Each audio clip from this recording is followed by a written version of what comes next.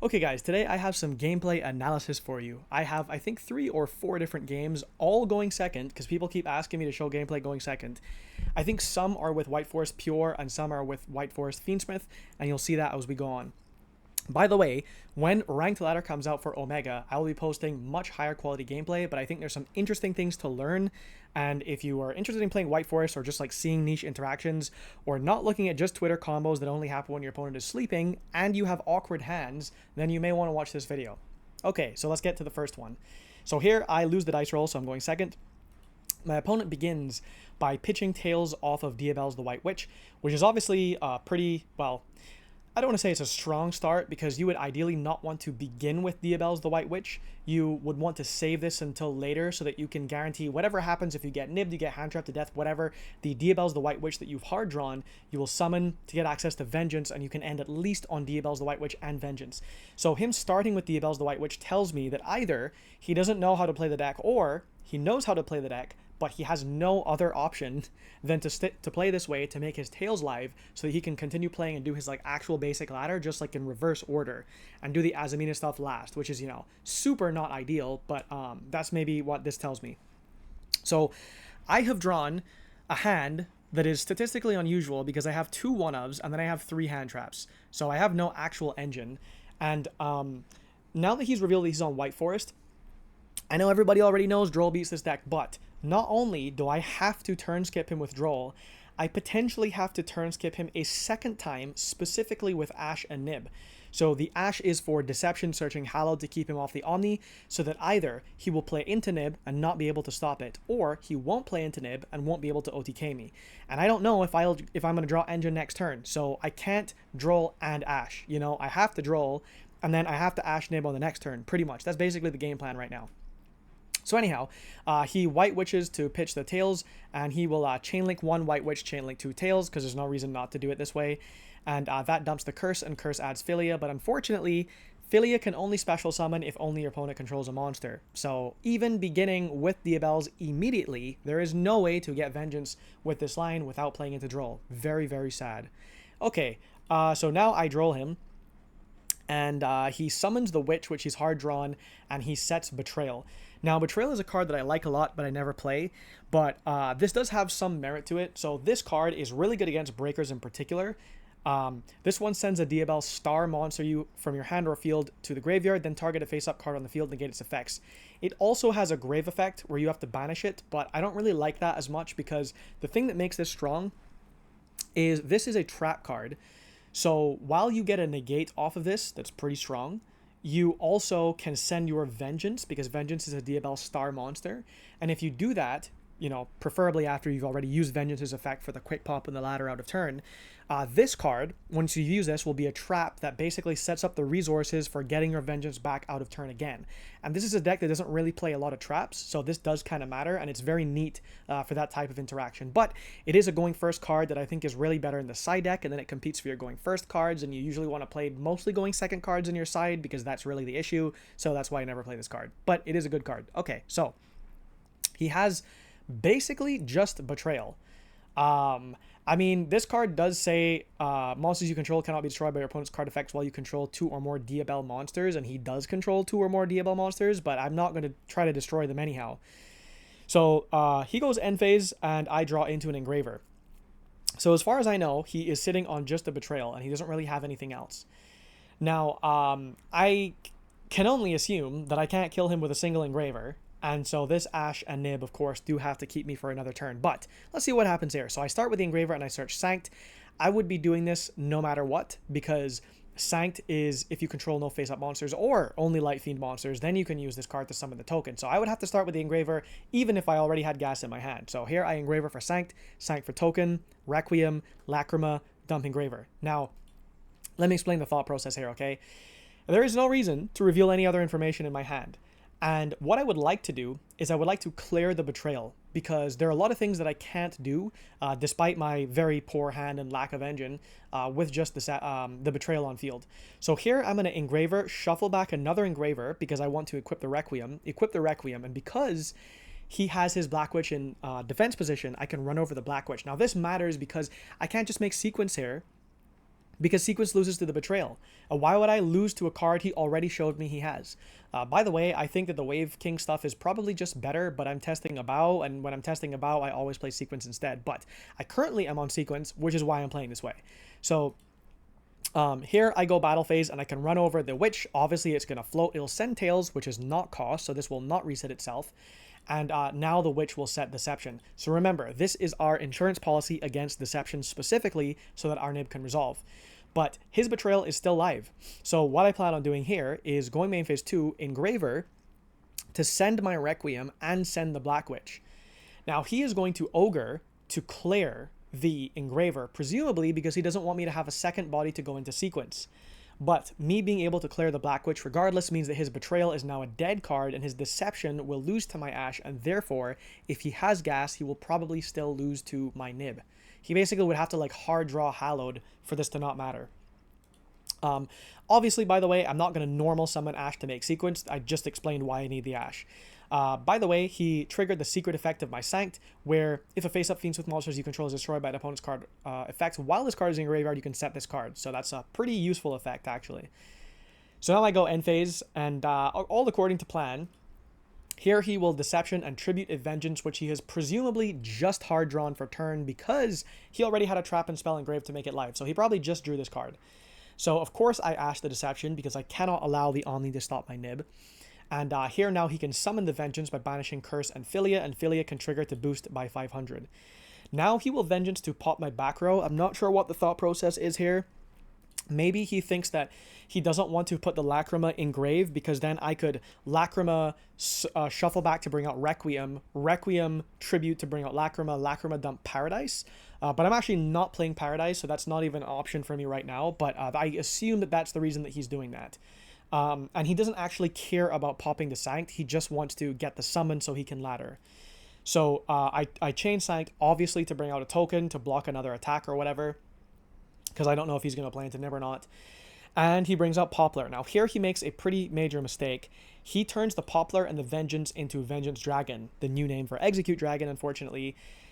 And I don't think this makes any sense because even though he just used Vengeance's effect, if he had instead used Diabells as the non-tuner material and kept Vengeance on field, he would have the Vengeance pop on the next turn, and the Betrayal that we know is set here would be live because this is a Diabell Star monster. So he's actually minus 2 different interactions from his own board while not keeping the protection effect from this because he does not control 2 or more Diabell monsters. So, yeah.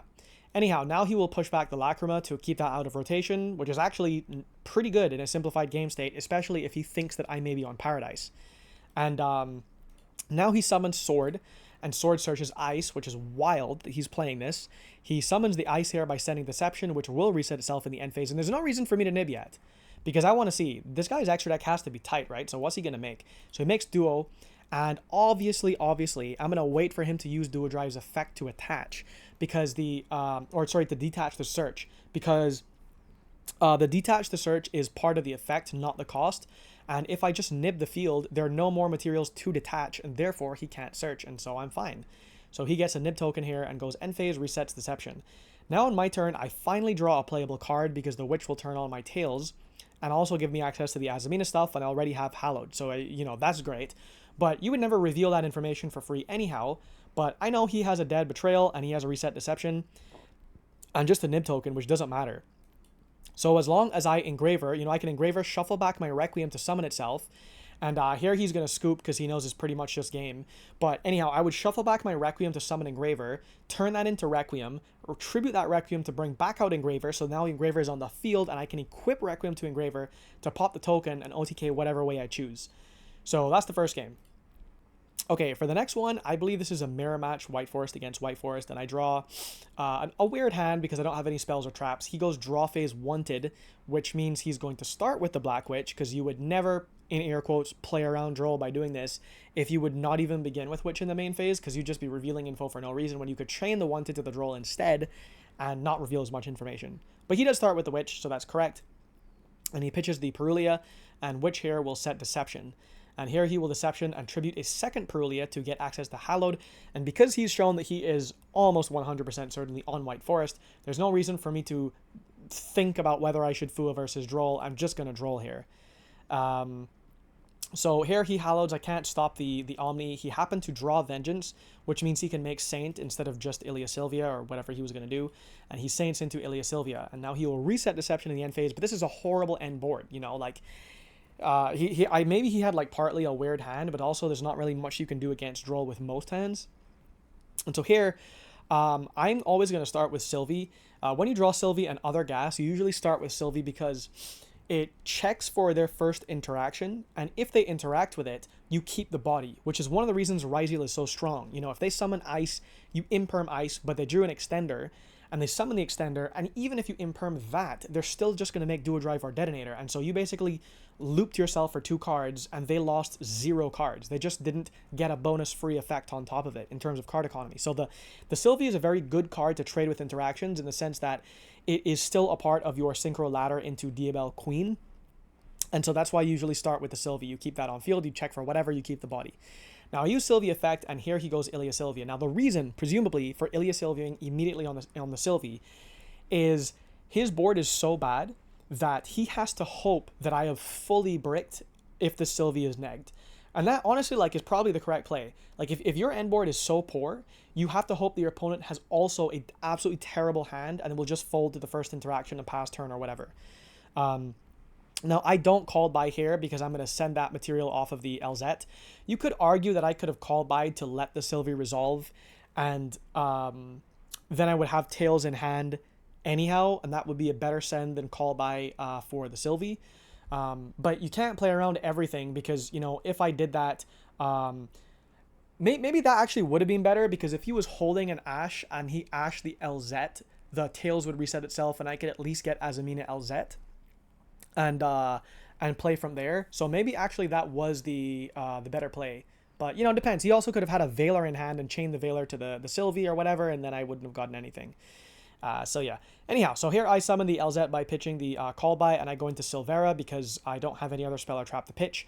Now I can special summon Azamina LZ, go into Diabell Queen, add back my call by, search Deception off Azamina LZ, activate this, tribute the Foolos, get my Hallowed, and this is basically showing me that his hand was fake anyhow. And I Hallowed for Murcielago for Wanted, add back my Hallowed from Grave by shuffling back Azamina LZ, activate Hallowed Chainlink 1, Wanted Chainlink 2, wait, did I want to chain? No, I already, wait, what happened here? Oh, I think this was, I right-clicked by accident and didn't search off of the Wanted. Yes, that's what happened. So sometimes that happens on Omega. That's one of the downsides, but, you know, you are supposed to Hallowed Chainlink 1, Wanted Chainlink 2, but I accidentally misclicked and I didn't search off the Wanted. Otherwise, obviously, you would get the Black Witch there normally. But that doesn't matter for the OTK because the Sol can send the 4K defense. The Sylvie can bring itself out by shuffling back Silvera. Those can turn into a Light and Dark Chaos Angel. We know the Deception doesn't do anything, and then we can just go for game here. So that's totally fine. Okay, so 2 more. This one is against Regenesis. And again, I draw a Droll. So here he goes Extrav, and I don't know why he chains Fua. I'm kind of confused. I'm assuming this is probably just a misclick, because there's no reason to do that. Like, it's his turn. But anyhow, he activates Extrav, and I'm going to Droll that Extrav there. So here he begins, so he shows he's on Regenesis. So he reveals the Regenesis God in hand to special summon this card. But this can't search. So this is the one that when it's normal or special can add a Regenesis card from deck or banishment to your hand, except itself. And then all the Regenesis cards have that gimmick where during the opponent's end phase, if it's in the graveyard because it was sent there this turn, you can add it to your hand. So they have a super, super strong grind and like resource game, but if you just blow them out and then never get to it, then the deck is quite weak. So now he summons the Warrior, which is the one that contributes itself to target a monster your opponent controls, return it to the hand. And obviously you don't really care if you do this in your opponent's turn because you're getting all of this back anyhow. But you'll see that he plays in a very inefficient way here, where he banishes the Warrior to summon Regenesis God. So this one can be specialed by banishing a face-up monster you control with 2500 original attack and defense. And if this one is special summoned, he can set a Regenesis spell or trap from his deck. But this one wasn't sent during my turn. Like, so he can't add this back in my end phase because it was sent during his own turn. But then the card that he gets off Regenesis God is Tora, and this one specials a Regenesis monster from your deck. and then it's sent to the graveyard during the opponent's end phase. So because he has set the Tora that specials from deck, when I see that I draw a Fua here, I start my turn by activating Fua because I don't know what all of these cards do. And I need to use Fua while it's still live and see he's either going to chain the Tora and maybe summon something inefficient whereas he would have like preferred to wait to see what I was going to do before he chooses what to Tora. So I'm going to force him to Tora here because obviously he's not going to not Tora and give me a free draw later for no reason, right? So now he's going to bring out the Dragon. So this one, quick effect, you contribute this card, target a spell or trap your opponent controls, banish it. So he has a quick effect spell banish, and that's pretty much it because he wasn't able to get back his other stuff and he basically like lost to Droll, which is kind of crazy. So yeah, my hand is Vengeance, Tails, Sylvie, and Sinful Spoils of the White Forest. So I decide to start my turn by normaling Sylvie again. Like whether this is like a Ash or a Veiler or whatever in hand, it is always better to start with the Sylvie. I mean, I have to start with the Sylvie actually. There's no other way to play, but still, I would start with the Sylvie. It turns my Tails on even if it gets negated. So I Sylvie and I search for Witches of the White Forest. Now here, the Dark Lock does not matter when I'm trying to OTK in this spot. Like I'm just basically trying to get my D-Bell stuff out and OTK him from here and like send all his stuff to the grave. So I add the Witches of the White Forest because I believe that he's going to use the Dragon on this card. I firmly believe that he's going to use the Dragon on this card, and I don't even have to worry about the Dark Lock. So he banishes that. The Dragon is off field. So that is one less body to OTK through. So I have removed the body for the OTK and not Dark Locked myself. And now I have the cards in my hand live, and so I can activate the Tails, and I can Tails search for the LZ, and now I can LZ pitch the Sinful Spoils of the White Forest and search for the Azamina LZ, and this allows me to reset the Sinful Spoils of the White Forest, and now I go into his Silvera to book his field, because I don't have another spell or trap that I want to send, and I'm actually choosing to keep the Sinful Spoils of the White Forest here for the moment. You'll see why in a second. So here I summon LZ Azamina, and I use her fusion effect to turn her, because she is a light illusion monster, and Vengeance, which is a dark level 6 or higher fiend, into more Regina, because this is an illusion and a level 6 or higher fiend. And the Mo Regina can now bring back the Azamina LZ from the graveyard because it can special any illusion from your grave. And now, when I go into Diabell Queen, I can order my chain links the reverse way to what you normally do, where I can Diabell Queen first to add back the only target, which is Tails, and then I can Azamina LZ chain link 2 to search for a Sinful Spoils card. And that allows me to add the Regina to the chain and pop 2 cards on field. So, basically, maybe I didn't explain well enough the reasoning for the Witches of the White Forest. I did not expect to be Dark Locked by this card because I believe that he wouldn't have had a better choice than to just banish this with the Valkyria, especially because, again, when you're playing from behind, you have to kind of hope your opponent bricks. So anyhow, I search for the Deception here, and now I add back it was the Tails was the only add back. I activate Deception. I bring out the Sylvie by shuffling back Silvera, which I can now tribute off of Deception to get my Hallowed. Hallowed can give me my Murcielago. Murcielago will give me my Wanted. Now I can add back my Hallowed, and here I Hallowed, and I don't forget to click the correct button on my mouse this time. So I chain Wanted and search for the Witch. And I summon Ilia Sylvia, and now I can just go battle phase and attack for game.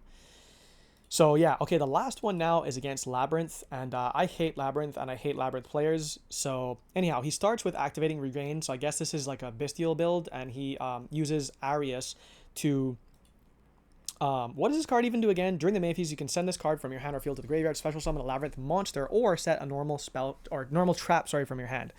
And if you set a normal trap, it can be activated this turn, right? And this is the one that while you control a set card, your opponent cannot target this card to card effects, and it can't be destroyed. And then if a Labyrinth card or effect or normal trap card was activated this turn, except itself, you can special this card from your hand in defense position. When a normal trap card is activated, you can set a normal trap with a different name directly from your deck. So this is one of their grind cards.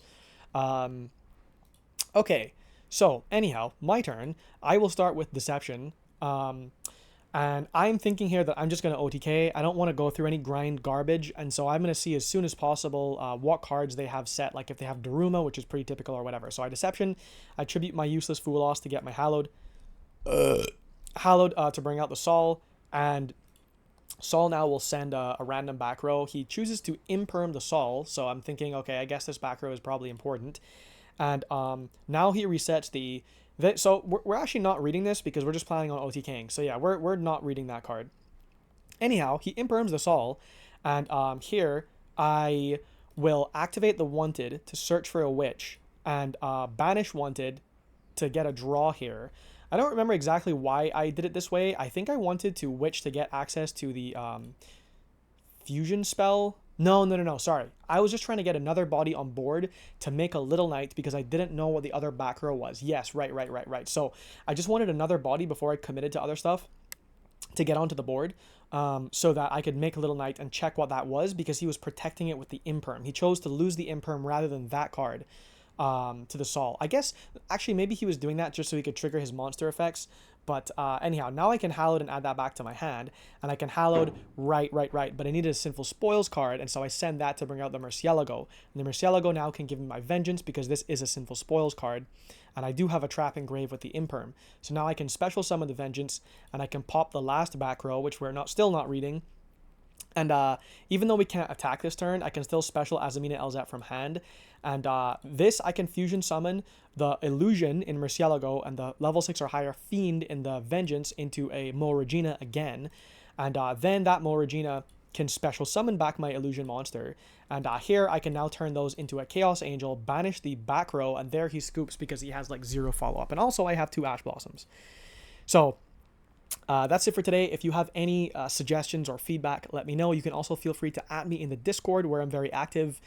And I am currently...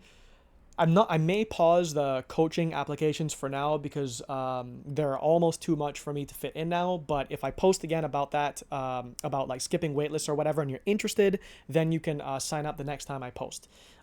Or feel free to @me just in case, and I can still put you on the waitlist. Anyhow, thanks for watching.